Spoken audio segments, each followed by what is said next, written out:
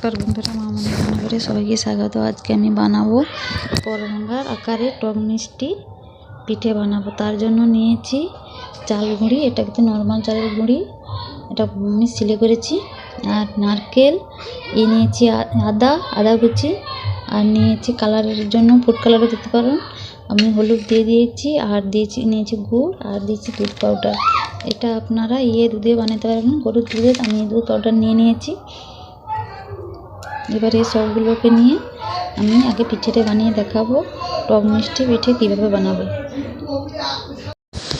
পিঠে বানানোর জন্য প্রথমে আমি গুড় করে নেব। তার জন্য গুড় একটু জল দিয়ে দিয়েছি। এবার দিয়ে দেবো নারকেল কুচি, দিয়ে ভালো করে আমি এর মধ্যে এবার দিয়ে দেবো আদা কুচি আর এলাচ।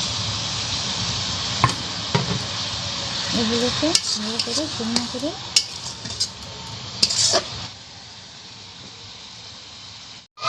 গুড়টা রেডি হয়ে গেছে। এবার এটাকে আমি নামিয়ে নেব। দেখুন, এভাবে একটু জল লেগে নেই, একেবারে রেডি হয়ে গেছে, একটুও জল নেই। এবার এটাকে আমি নামিয়ে নেব, হয়ে গেছে।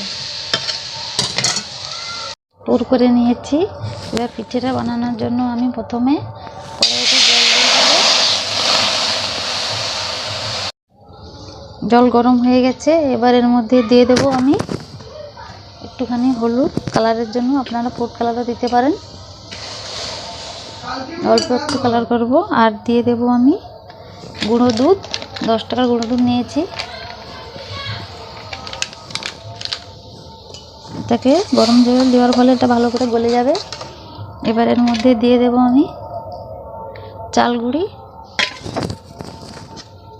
আর অল্প একটুখানি নুন দিয়ে ভালো করে নেড়ে চেড়ে শক্ত শক্ত করে নেব আমি। এটা হয়ে গেছে, দেখুন এভাবে হয়ে গেছে। এবার এটাকে নামিয়ে নিয়ে অল্প একটু শুকনো গুঁড়ি দিয়ে আটার মতো মেখে নেব।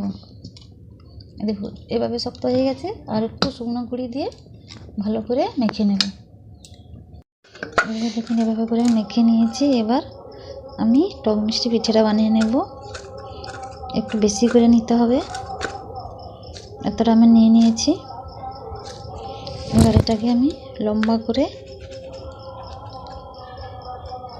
শেপ দিয়ে নেব। এবার একটু একটু গর্ত করে নেব, ধারটা একটু মোটা রাখবো। এবার হয়ে গেছে।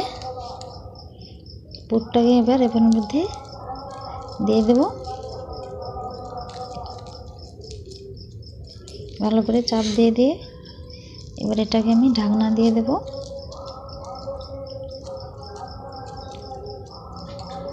হয়ে গেছে। এবার ভালো করে এবার পিঠাটা বানিয়ে নেব এভাবে।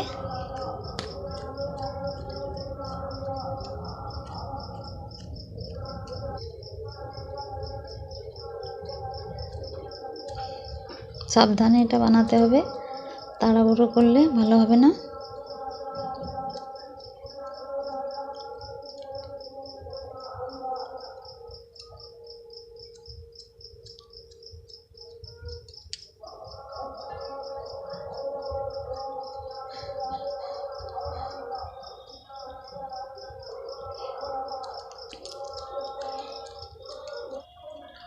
দেখুন হয়ে গেছে।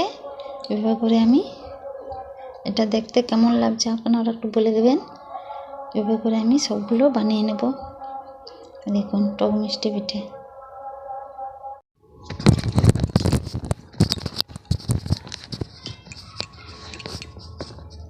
সব বানিয়ে নিয়েছি। কী সুন্দর এই পিঠেটা দেখে কি মনে হচ্ছে, দেখে আপনাদের এটা কি পিঠে মনে হচ্ছে, কি বানিয়েছি? এটা বানিয়েছি আমি করভাঙ্গা, তার জন্য এটার আমি নাম দিয়েছি টক মিষ্টি পিঠে।